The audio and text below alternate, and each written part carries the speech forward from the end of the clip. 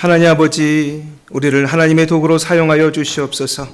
우리의 연약하고 부족하고 또 때때로 하나님의 말씀에 순종하지 못하는 저희들이라 할지라도 우리의 마음속 간절한 마음은 주님의 도구가 되는 것이요 주님께 쓰임받는 것입니다. 주님, 저희가 하나님의 은혜와 그 사랑을 생각할 때 저에게 주님의 손과 발이 되며 또 주님의 마음이 되어 주님의 눈이 되어 주님이 있는 눈길이 있는 그곳으로 나아가 하나님의 일들을 하는 한 사람 한 사람이 다 되게 하여 주시옵소서. 오늘도 주의 말씀을 듣고자 이 자리에 모였습니다. 저희가 눈을 뜹니다. 마음을 엽니다. 귀를 엽니다. 성령께서 역사하여 주셔서 하나님께서 주실 말씀을 허락하여 주시옵소서. 가슴에 붙들 말씀을 허락하여 주시옵시사 그 말씀을 붙들고 한 주간을 살아가는 저희들 되게 하여 주시옵소서. 예수 그리스도 이름으로 기도드리옵나이다. 아멘. 오늘은 마태복음 13장 24절에서 30절의 말씀을 가지고 믿고 버티라 이렇게 하는 제목으로 믿고 버티라는 제목으로 은혜를 나누기 원합니다. 성공하는 사람은 그 분야에 능력이 있기에 잘된 것이 아니라 나쁜 상황을 버텨냈기에 성공한 것이다. 여러분 어떻게 생각하십니까? 능력이 있다고 다 성공하는 것입니까? 그 분야의 최고자라고 해서 다 잘 되는 것입니까? 그에게는 나쁜 상황은 없는 것입니까? 강한 사람이 살아남는 게 아니라 살아남는 사람이 강한 것이다. 행복해서 웃는 게 아니라 웃으니까 행복한 것이다. 여러분, 살아남아서 성공하려면 버텨야 한다는 것입니다. 내가 잘못한 것도 아닌데, 내가 실수한 것도 아닌데, 상황이 어려워지면서 힘든 시간을 보내는 많은 분들에게 이 말은 참 위로가 됩니다. 요즘처럼 어려운 시기에 버티는 것이 얼마나 중요한가를 한번 떠올려 볼 필요가 있습니다. 오늘 마태복음 13장의 말씀은 7개의 비유 가운데 두 번째 비유입니다. 첫 번째 비유는요, 여러분이 잘 아시는 네 가지 땅에 처음엔 길가에 돌짝밭에 그리고 가시밭에 그리고 좋은 땅에 떨어지는 씨 뿌리는 비유. 결국 좋은 땅에 떨어져서 30배, 60배, 100배의 열매를 거둬들이지 않습니까? 그 다음에 등장하는 이 비유가 바로 가라지 비유입니다. 이 가라지 비유는 조금 이 본문을 극적으로 좀 설명하면 종들이 흥분해서 지금 밭의 문제를 가지고 주인을 찾아왔습니다. 주님 보십시오. 우리가 분명히 좋은 땅에 좋은 씨를 뿌려뒀는데 어떻게 저렇게 나쁜 것들이 나 있는 것입니까? 왜 이런 일이 생기는 것입니까? 주님 어떻게 해야 될까요? 하고 막 주인을 다구쳐 묻는 것 같은 분위기가 지금 이 가라지 비유라고 할 수 있습니다. 그런데 예수님께서는 그 분위기 속에 아주 차분하게 가만두어라 말씀하시고는 추수 때까지 기다리겠다고 하십니다. 우리 24절, 25절 한번 읽어볼까요? 24절, 25절입니다. 시작. 예수께서 그들 앞에 또 비유를 들어 이르시되 천국은 좋은 씨를 제 밭에 뿌린 사람과 같으니 사람들이 잘 때에 그 원수가 와서 곡식 가운데 가라지를 덧뿌리고 갔더니 네. 여러분 이렇게 흥분해서 묻는 이 제자들에게 원수가 와서 곡식들 한가운데, 알곡들 한가운데 가라지를 뿌리고 갔다. 그렇게 이야기합니다. 이것에 대한 설명이 36절 이하에 등장하는데요. 우리 37절에서부터 40절까지의 말씀을 한번 한 절 한 절 같이 천천히 읽어보도록 하겠습니다. 대답하여 이르시되 시작. 대답하여 이르시되 좋은 씨를 뿌리는 이는 인자요 밭은 세상이요 좋은 씨는 천국의 아들들이요 가라지는 악한 자들의 아들들이요. 39절 가라지를 뿌린 원수는 마귀요 추수 때는 세상 끝이요 추수꾼은 천사들이니. 40절 그런즉 가라지를 거둘 불에 사르는 것 같이 세상 끝에도 그러하리라. 아멘. 네, 여러분 여기서 원수란 사단 마귀를 뜻하는 것입니다. 가라지란 악한 자들의 아들들이라는 것입니다. 이 좋은 씨가 떨어지는 이 땅은 세상, 이 밭입니다. 밭은 세상이라는 것입니다. 그리고 좋은 씨는 누구냐? 하나님의 아들들이라는 것이죠. 여러분, 이렇게 봤을 때 이건 단지 농사의 이야기가 아닙니다. 이것은 이 세상을 살아가는 많은 사람들에게 꼭 들어야 될 그런 이야기인 것입니다. 이 세상을 살아가는 사람들은 사실 좋은 사람도 많지만 원치 않는 악한 사람도 있다는 것, 그리고 좋은 일도 있지만 바라지 않는 악한 일도 있다는 것이 사실입니다. 이렇게 우리는 이 세상에서 늘 좋은 일만 있기를 바라고 좋은 사람만 만나기를 바라고 그것들을 원하고 염원하지만 그것과는 달리 좋은 사람들과 악한 사람들이 공존하고 그리고 원치 않는 일들도 존재한다고 하는 것입니다. 그렇다면 이 세상에서 우리는 어떻게 살아가야 될 것이냐? 주님, 우리가 그러면 어떻게 해야 될까요? 어떻게 살아가야 될까요? 하고 종들이 질문하고 예수님은 거기에 응답하고 계십니다. 우리 응답의 말씀을 한번 살펴보겠습니다. 30절입니다. 30절 같이 읽겠습니다. 시작. 둘 다 추수 때까지 함께 추수 때에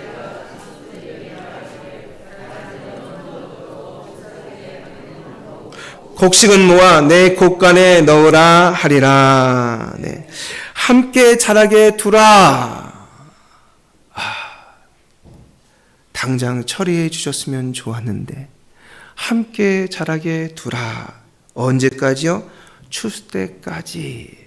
긴 기간을 말씀하십니다. 긴 기간 동안, 긴 시간 동안, 긴 세월 동안 그대로 두라. 이게 우리 주님의 말씀이고 하나님의 말씀입니다. 제가 이 말을 하기가 참 조심스러운데 여러분 오해 없이 들으셨으면 좋겠습니다. 제가 대학원 다니던 시절에 많은 사람들이 사법고시를 보던 때였습니다. 근데 꼭 합격하는 사람들이 있지 않습니까? 그분들은 사법연수원에 모이면요, 다 아주 정말 머리가 좋은 분들입니다. 똑똑하신 분들이. 그런데 그 안에서 쟤는 절대 판사가 되면 안 돼. 이런 이야기들이 도는 겁니다. 네. 나쁘게 말하면 이기적 유전자가 너무 많기 때문에 이기적이어가지고 자기밖에 모른다는 겁니다. 그런데 이상하게도 말이죠. 그 사법연수원에 연수를 하시는 분들 중에 어떤 사람은 변호사도 되고 어떤 분들은 검사도 되고 어떤 분은 판사도 되시는데 희한하게 자기밖에 모른다고 하는 분들이 판사가 많이 된다는 겁니다. 물론 좋은 분들도 많으시죠. 여러분 우리가 사는 세상이 정말 공평하기만 하고 정말 정당하기만 한 세상입니까? 그렇게 말할 수 있는 분이 계십니까? 이 세상 속에는요, 지금 이 흥분한 종들처럼 말도 안 되는 일들이 너무 많이 벌어지고 있습니다. 주님, 이게 어떻게 된 일입니까? 이거 어떻게 해야 됩니까? 이거 살 수 있는 세상입니까 도대체? 이거 보고 가만히 있어야 되는 거 가만히 있어야 됩니까? 당장 뽑아버려야 되는 거 아닙니까? 말이죠. 마구 달려들지 막 이야기합니다. 그런데 주님은 거기에 반응이 도대체 냉담한 것인지 아니면 무슨 결과를 다 아시기 때문에 이야기하시는 것인지 차분하게 대답하시죠. 우리 29절도 읽어보겠습니다. 29절입니다. 시작. 주님이 이르되 가만두라. 가라지를 뽑다가 곡식까지 뽑을까 염려하노라. 네. 가만두라. 그만두어라 말이죠. 여러분, 당시 농사하는 농사꾼들의 지혜는 이런 것이었습니다. 좋은 밭에다가 좋은 씨앗을 뿌려도 이 밀밭에서 자라고 있는 것은 단지 밀만 아니라 항상 가라지가 같이, 이 독보리라고 하는 이 가라지가 같이 자라게 됩니다. 좋은 땅에 좋은 씨를 뿌렸건만 거기에는 이 잡초 같은 이 밀을 너무나 흡사하게 닮은 독보리가 자라는 것입니다. 그런데요, 이걸 그냥 당장 뽑자니 구분이 안 돼요.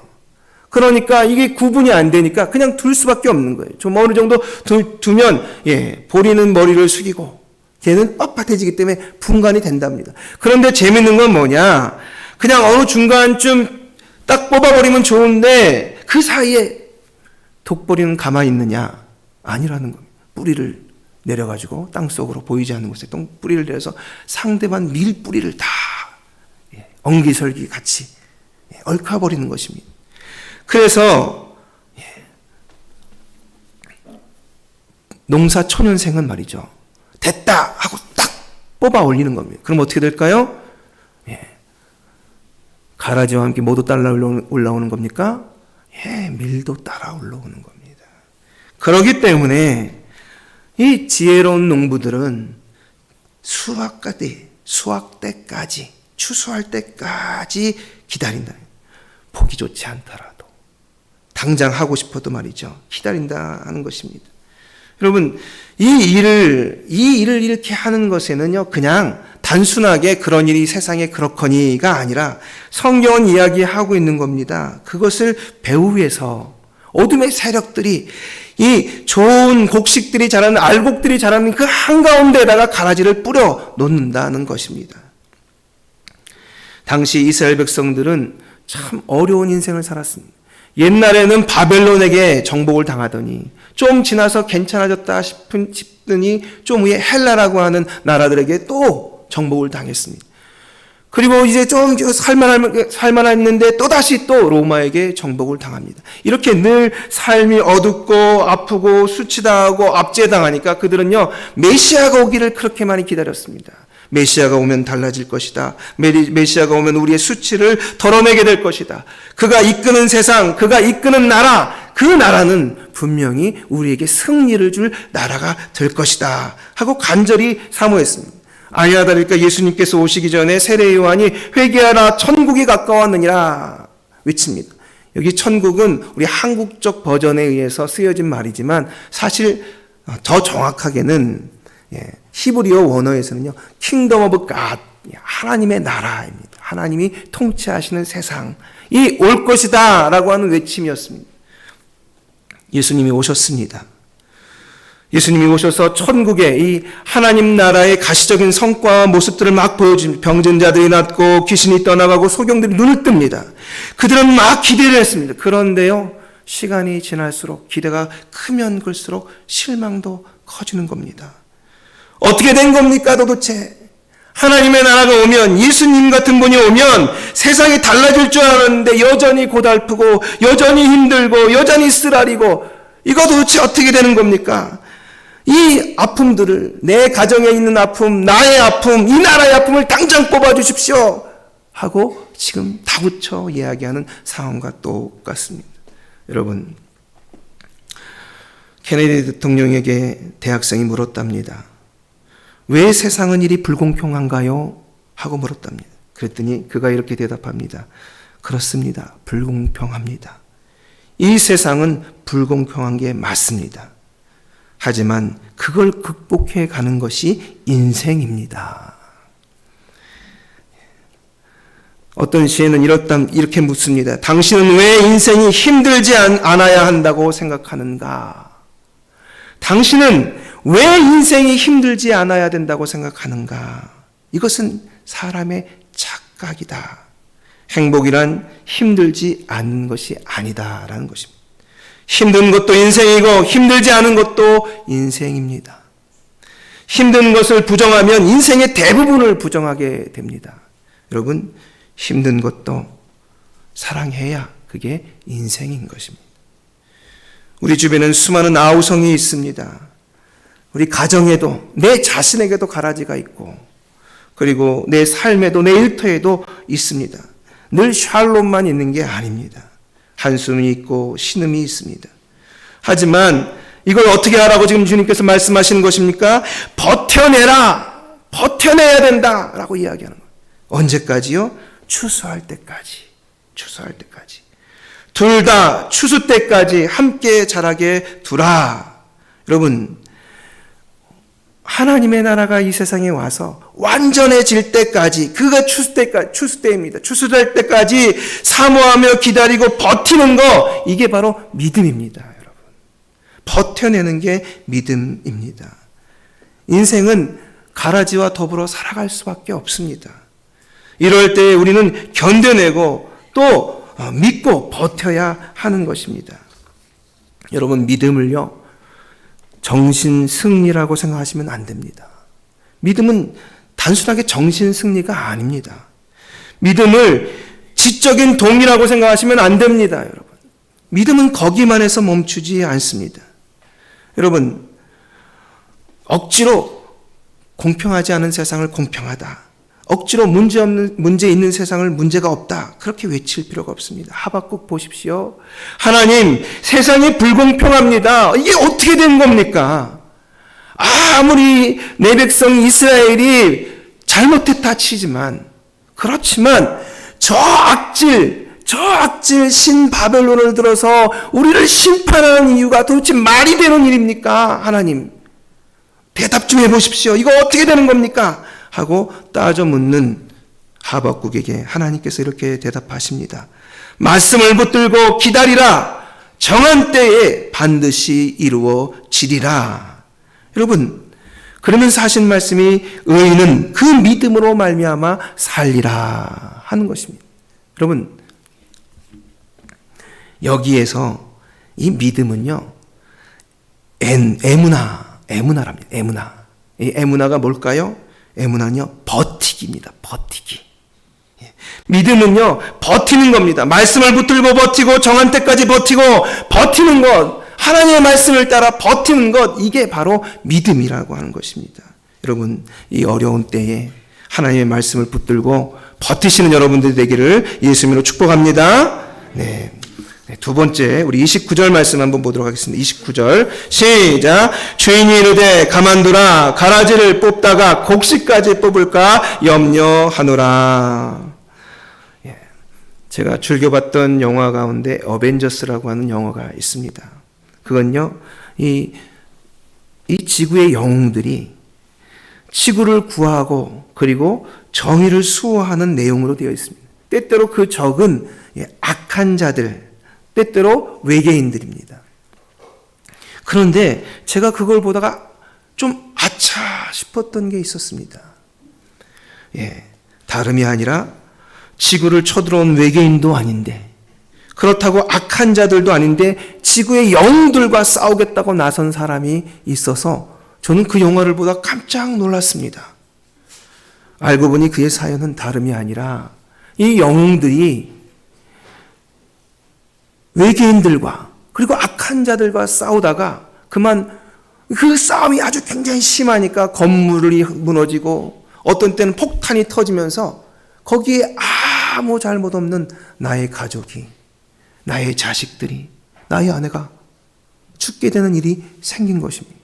그 영웅들은 그냥 그 악한 자들과 그들과 싸워야 했기에, 지구를 수호해야 했기에 열심히 싸웠지만 사실 그 아래에서 힘없는 사람들은 깔려 죽기도 하고 폭탄에 터질 때 같이 죽기도 하고 이런 일들이 생겼기 때문에 지구를 지킨 영웅들을 적 삼아서 일어난 또 다른 의외의 적들이 존재하고 있었습니다. 여러분, 오늘 본문에서 주인은 염려가 있습니다. 뭡니까? 가라지를 뽑다가 곡식까지 뽑을까 염려하고 계십니다. 여러분, 뽑아내지 않겠느냐? 당장 뽑아야 되지 않습니까? 라고 쓴소리를 하는 이 종들에게 주인께서 가만히 두라 라고 하는 것은 다름이 아니라 그렇게 이 곡식, 하나님의 자녀들, 하나님의 백성들을 염려하기 때문입니다.